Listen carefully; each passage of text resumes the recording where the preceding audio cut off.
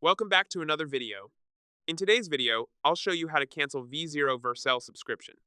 V0 includes design mode for live edits without using AI credits, one-click deploy to instantly build and host apps, and prompt enhancement to turn basic ideas into detailed specs. It supports modern frameworks like Next.js, Tailwind, and ShadCN, has a visual editor for real-time changes, and provides full code visibility for learning or verification.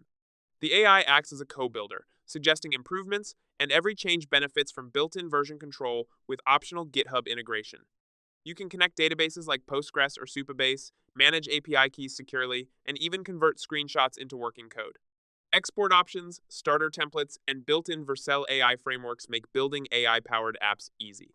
While developers may prefer full IDEs for complex apps, V0 is ideal for beginners, designers, or aspiring developers looking to quickly build modern websites, learn best practices, and leverage AI to bring ideas to life.